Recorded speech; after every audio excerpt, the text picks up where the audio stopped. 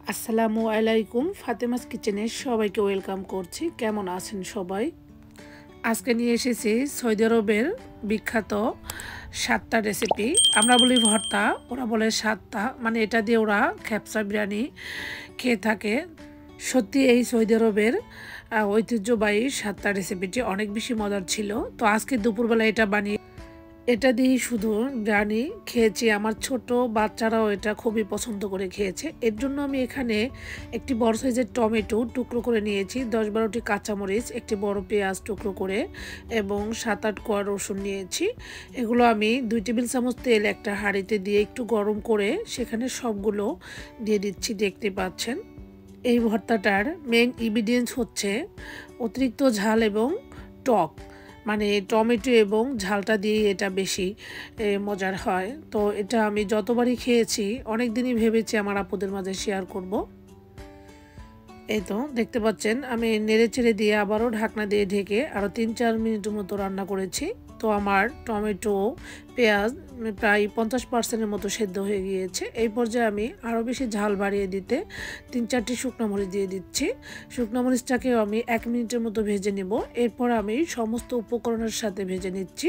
শুকনো মরিচটা এখানে খুব বেশি ভাজা যাবে না, মানে সব ইনগ্রিডিয়েন্টসের সাথে যতটা ভাজা হয় তাতেই এই ভর্তাটা বেশি মজার হবে। যেহেতু শীতকালীন মৌসুমে ভর্তাটা তৈরি করছি, এখানে ধনিয়া পাতা কুচি না দিলে তো একদমই চলে না, তাই আমি একটু ধনিয়া পাতা কুচি দিয়ে দিচ্ছি। তো ধনিয়া পাতাটা দিয়ে আমি ১ মিনিটের মতো নেড়ে চেড়ে নিব। ধনিয়া পাতার গায়ের শুধু পানিটা ঝরিয়ে নিব, এর চাইতে বেশি ধনিয়া পাতাটা ভাজা যাবে না, তাহলে এর ফ্লেভারটা একদম নষ্ট হয়ে যাবে। এখন আমি একটি বেলানার ঝাড় নিয়েছি, এটা অবশ্যই বেলানার ঝাড়ে করতে হবে। এরপর আমি সব কিছু একটু ভালোভাবে ঠান্ডা হয়ে গিয়েছে, ওই পর্যায়ে আমি একটি বেলানার ঝাড়ের মধ্যে সমস্ত ভেজে রাখা উপকরণগুলো দিয়ে দিচ্ছি। এই তো দেখতে পাচ্ছেন সবগুলো আমি বেলানার ঝাড়ে নিয়ে নিয়েছি।